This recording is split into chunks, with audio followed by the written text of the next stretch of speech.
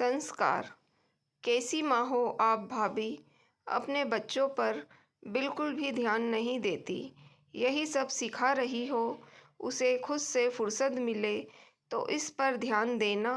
देखो कैसे पटर पटर ज़बान चलने लगी है इसकी। इसे भी अपनी तरह ही बनाएगी। बिल्कुल भी संस्कार नहीं दिए।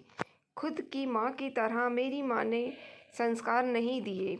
इतना आसानी से कह दिया इन लोगों ने। थोड़ा सा दिमाग तो लगाया होता कि जब मैं अपने माँ बाप के घर थी तब मैं किसी की माँ नहीं थी, तब तो मैं एक बेटी थी। तो भला माँ बनने की शिक्षा कहाँ से देती मेरी माँ। मन ही मन ये सोचती लोगों के ताने सुन रही थी मनोरमा। बात इतनी सी थी कि उसकी 10 वर्षीय बेटी धानी ने उसकी दादी को जवाब दे दिया था।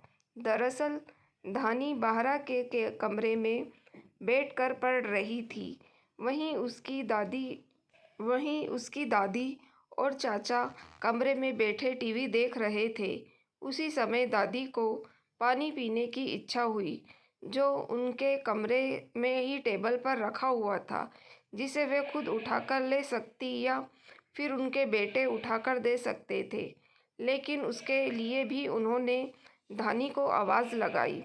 धानी किचन में से पानी का गिलास लेकर आई तो टेबल पर पानी रखा देखकर बोली कि पानी यहीं तो रखा था, फालतू ही मुझे होमवर्क करते हुए परेशान कर दिया।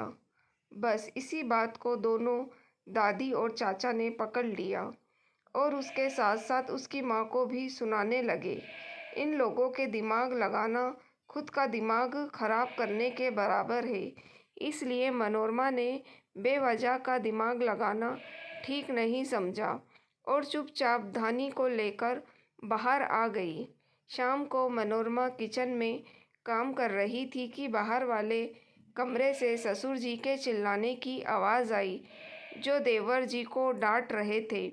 आज ही साथ सासू माँ को भी सुना रहे थे, कैसी माँ हो तुम, तुम्हारे गले से रोटी का निवाला कैसे उतर जाता है, दिन भर घर में बैठा रहता है, कुछ कमाने धमाने नहीं जाता, कुछ तो बोलो उसे। अरे पर एग्ज़ाम तो क्लियर कर लिया है, अब सरकारी काम है, अभी तक अपॉइंटमेंट लेटर नहीं आया, तो इसमें इसकी क्या गलती। बस तुम्हारी यही पक्ष लेने की आदत ने इसे बिगाड़ रखा है। अपने पिता से जुबान लड़ा रहा है।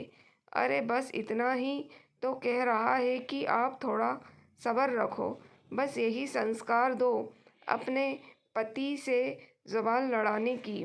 खुद की माँ ने जो संस्कार दिए हैं वही अपने बच्चे को दे रही हो।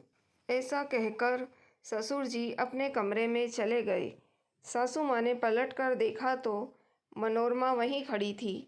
उसे देखते ही बोली, अब तुम यहाँ खड़ी खड़ी क्या सुन रही हो, जाकर किचन में अपना काम करो।